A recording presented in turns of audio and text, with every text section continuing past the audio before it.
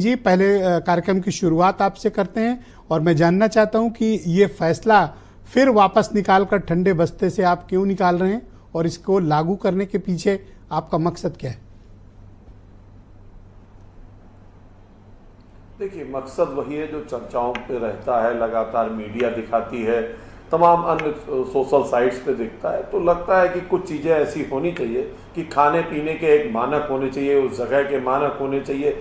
जैसे कि बड़े बड़े होटलों में होता है, शेफ भी अपना नाम लिखे रहता है और जो वेटर भी है वो भी अपना नाम लिखे रहता है। मुझे लगता है कि लोगों को इस तरह से तमाम जो चीज़ें सरकार ने रखी हैं कि सीसीटीवी कैमरा होना चाहिए, उन होटल में मानक होना चाहिए, इसको एक परंपरा के रूप में शुरू होना चाहिए। और ये भी साथ में कहा गया, अगर जहां इस तरह के कानून नहीं, उनके कानूनों में बदलाव करना चाहिए, व्यावहारिकता का ध्यान रखना चाहिए और व्यावहारिकता के हिसाब से हमें इस तरफ आगे बढ़ना चाहिए। और जो लोग इस तरह के, जो भी बात आप कह रहे थे कि मानव मल या अपशिष्ट मिलाते हैं, उनके खिलाफ कठोर कार्रवाई करनी चाहिए। और खाने पीने की चीज़ों में भी जो मिलावट है उसके लिए भी खाद्य एवं औषध विभाग को कठोर कार्रवाई करनी चाहिए। मुझे लगता है ये जरूरी है। जो बात अभी आप कह रहे थे मानवता के लिए जरूरी है, समाज के लिए जरूरी है, और उसी दिशा में सरकार की तरफ से उठाया हुआ ये एक अच्छा कदम है। मुझे लगता है इसको तमाम लोग तमाम नजरिए से देखते हैं। इसको ये माने कि सरकार उस कानून का पालन कराना चाहती है और खाने पीने और खाद्य पदार्थों में लोगों के द्वारा मिलावट या खाद्य पदार्थों में मिलावट पर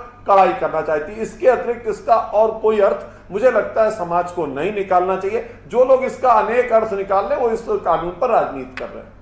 मैं आपसे जानना चाहता हूं कि हमारे समाज में कोई स्वीकारे या ना स्वीकारे, पर हम सब ये बात अच्छी तरह जानते हैं कि सामाजिक भेदभाव, जातिगत भेदभाव, छुआछूत ये एग्जिस्ट करता है, ये मौजूद है समाज में। इसका शिकार वो लोग होंगे वाजपेयी जी जो बहुत ही निचली पायदान में समाज के आते हैं। उनको आप कैसे, उनके लिए, उनके धंधे पर, उनके रोजगार पर जो परेशानी होगी उसके बारे में भी आपने सोचा या नहीं? देखिए, जाति और धर्म के चश्मे से इस कानून को नहीं देखना चाहिए। बहुत से लोग आप जानते हैं नाम लगाते हैं, आगे सरनेम नहीं लगाते।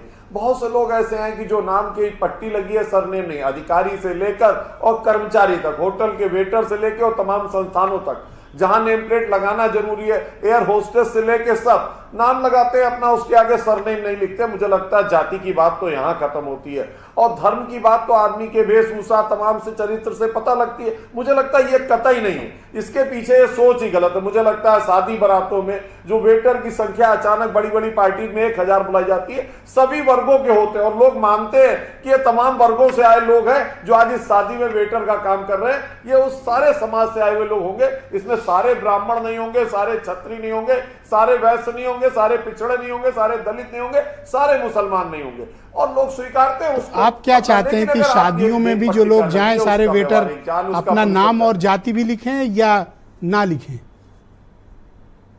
नहीं, मैंने आपके छुआछूत वाली बात पे बताया है कि जो छुआछूत है, लोगों को मालूम है जब हम बाहर निकल के खा रहे हैं तो बनाने वाला किसी जात का हो सकता है, खाने वाला किसी जात, बनाने वाला किसी धर्म का हो सकता है, खाने वाला किसी धर्म का हो सकता है। जहां मानक है, जैसे हमारा मुस्लिम समाज है, वो नहीं झटके का मीट खाता है, वो हलाल का ही खाता है, तो वो उन्हीं दुकानों पे जाकर खरीदता है जहां हलाल का मीट मिलता है। तो ये अपने अपने मानक है, इसका कोई बुरा भी नहीं मानता। नहीं, ठीक बात है। मुसलमानों के प्रति आपकी इस हमदर्दी को देखकर लगा कि नहीं, आप काफी चिंतित हैं उनके लिए। हिंदू समाज ऐसा नहीं है, वो झटके का भी खा लेता है, हलाल का भी खा लेता है। अच्छा, हिंदू खाता है? नहीं, क्यों नहीं खाता है साहब? मीट अगर नहीं खाता है तो बिकता कैसे? हिंदू क्यों नहीं खाएगा? मैं नहीं खाता, मुझे अचरज हुआ ना, बाजार में बिक रही है तो लोग खा रहे हैं। तो हिंदू तो गजब है, वो दोनों जगह खा रहा है, झटका भी खा रहा है, हलाल भी खा रहा है। वो ये पूछता नहीं है कि ये झटके का है कि हलाल का, वो ये पूछता नहीं है झटके का है कि हलाल का। वो खाता है, बहुत भेदभाव नहीं करता।